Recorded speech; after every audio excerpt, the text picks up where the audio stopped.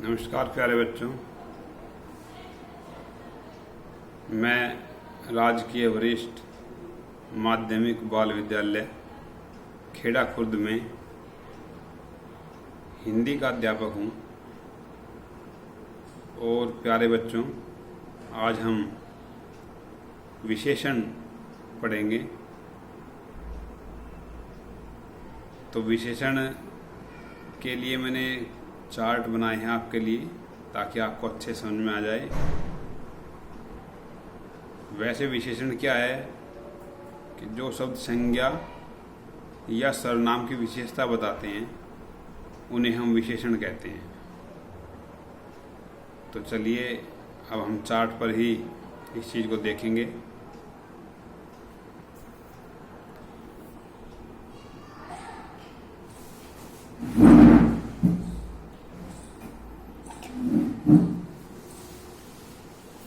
विशेषण हम इंग्लिश में एडजेक्टिव को कहते हैं। और जैसा कि मैंने परिभाषा आपको बताई कि संज्ञा या सर्वनाम की विशेषता बताने वाले शब्दों को विशेषण कहते हैं।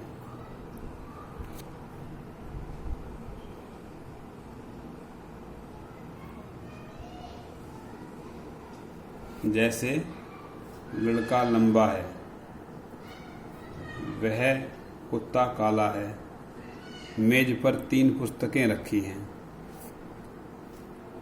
तो ऊपर के तीनों वाक्यों में लंबा, काला और 3, ये तीनों शब्द संज्ञा की, मतलब लड़का, कुत्ता और 3 पुस्तकें, इन तीनों संज्ञा शब्दों की विशेषताएं बता रहे हैं, इसलिए ये विशेषण है।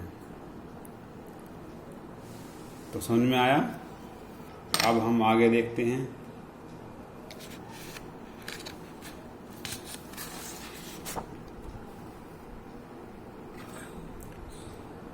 विशेषण के 4 भेद होते हैं, ये आप जानते ही हैं। पहला भेद गुणवाचक विशेषण। गुणवाचक विशेषण वाले शब्द जो हैं, ये संज्ञा या सर्वनाम के गुण, दोष, रंग या आकार आदि का बोध कराते हैं। जैसे आम मीठा है, यहाँ पर मिठास जो है वो आम का गुण है। इस पत्ते का रंग हरा है, यहाँ पर हरा जो है वो रंग है। तो जैसा ऊपर आया था कि गुण हो या दोष हो, रंग हो या आकार हो, तो ये 2 उदाहरण मैंने उसके दिए हैं। दूसरा जो भेद है इसका, वो है संख्यावाचक विशेषण। संख्यावाचक विशेषण में जो ये शब्द हैं वो संज्ञा या सर्वनाम की संख्या का बोध कराते हैं। जैसे 3 बच्चे पढ़ रहे हैं, यहाँ पर 3 संख्या है। 4 आम रखे हैं, यहाँ पर 4 संख्या है। और यहाँ पर विशेष बात एक ध्यान देने वाली ये है कि संख्यावाचक विशेषण के 2 भेद हैं। एक निश्चित संख्यावाचक विशेषण, एक अनिश्चित संख्यावाचक विशेषण।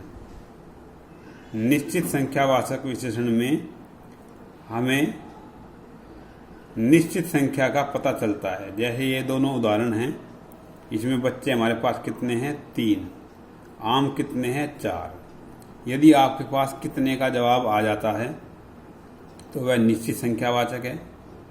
यदि हम यहाँ पर लिखें कुछ बच्चे या कुछ आम, तो यहाँ पर कितने, तो हमें कोई जवाब नहीं मिलेगा, कोई उत्तर नहीं मिलेगा, तो वहाँ पर अनिश्चित संख्यावाचक है। और आगे के इसके भेद हम देखते हैं।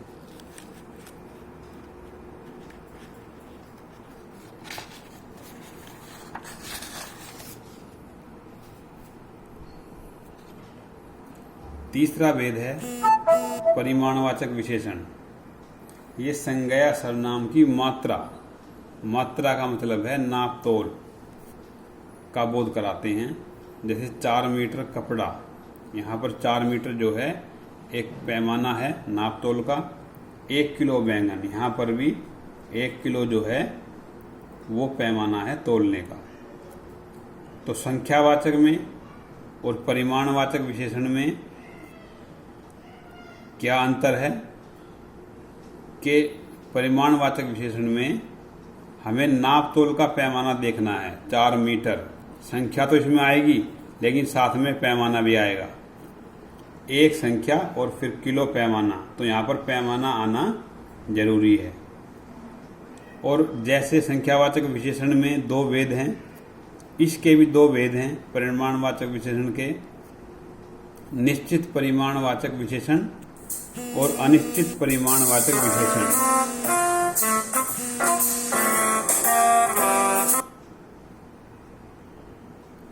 अनिश्चित परिमाणवाचक विशेषण, तो इनमें क्या फर्क है?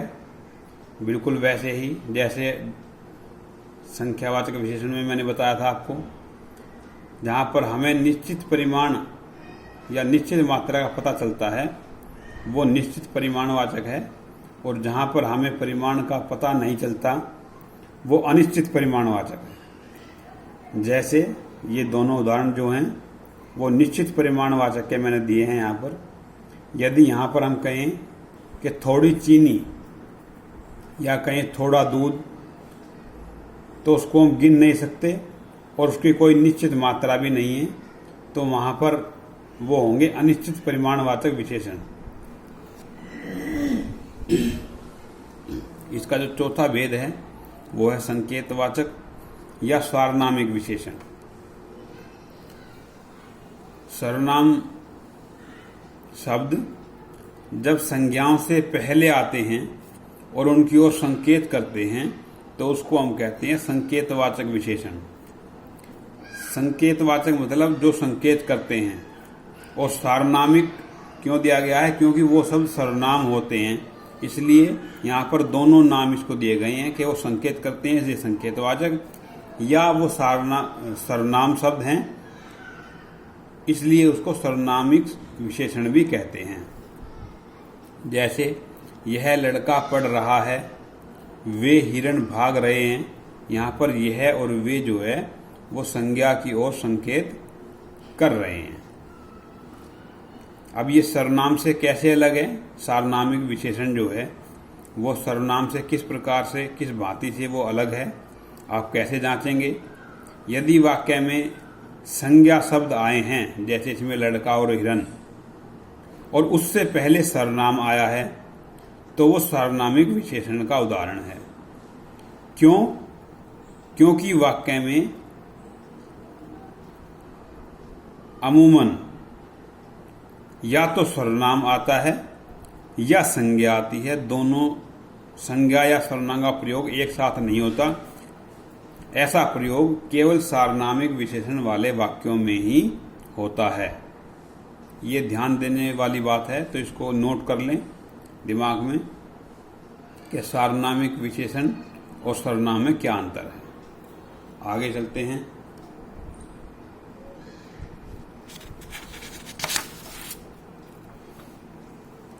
विशेषण की 3 अवस्थाएं भी होती हैं। ये चीज़ आप अंग्रेजी में भी पढ़ते हैं। पहली अवस्था को मूलावस्था, फिर उत्तरावस्था, फिर उत्तम अवस्था। जैसे अधिक, अधिकतर और अधिकतम।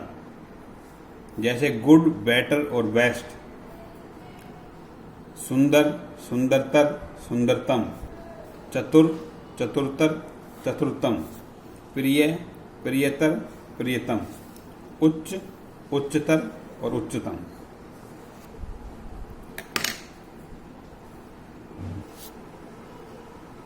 मुझे उम्मीद है कि आपको सर्वनाम विशेषण अच्छे से समझ में आ गए होंगे।